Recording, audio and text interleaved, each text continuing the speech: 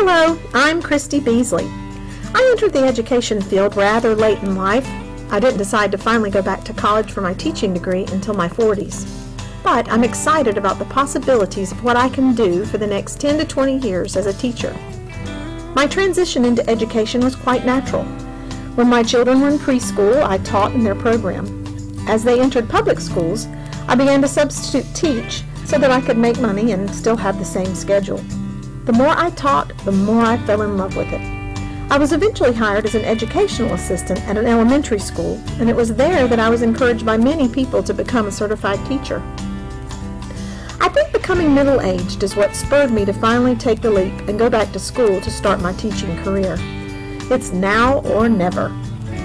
Much of my own school experience, unfortunately, is marred by memories of embarrassment and ridicule.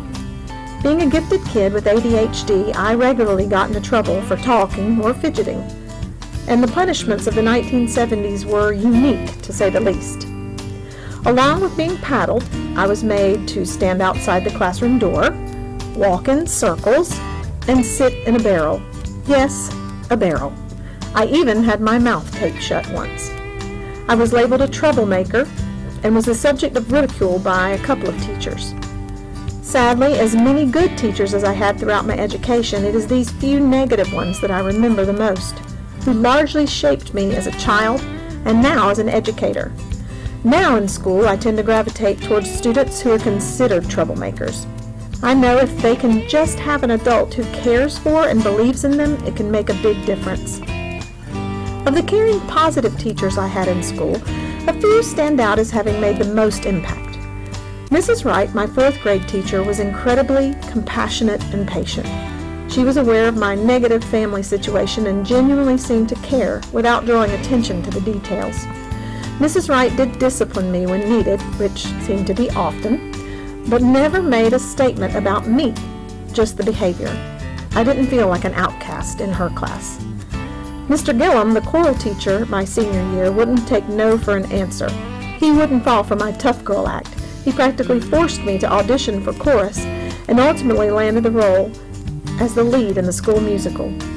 Mr. Gillum didn't have pity on me, as sentiment that Jensen stated in his book, Teaching with Poverty in Mind, leads to lowered expectations. Instead, he had empathy and believed in my potential. His belief in me was one of the factors that led me to choose theater as my degree and career for the first half of my adulthood. From the bad teachers, I learned the incredible, lasting impact of embarrassment and ridicule on one's esteem. And from the good teachers, I learned the value of investing in a child's life in a positive way. A little interest, concern, belief, and even tough love can help to change a child's entire self-image and have immeasurable impact on their entire life. Now, as a teacher, my goals are twofold.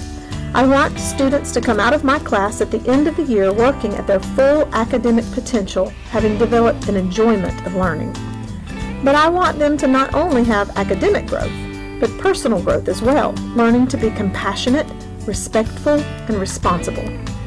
An educational system isn't worth a great deal if it teaches young people how to make a living, but doesn't teach them how to make a life.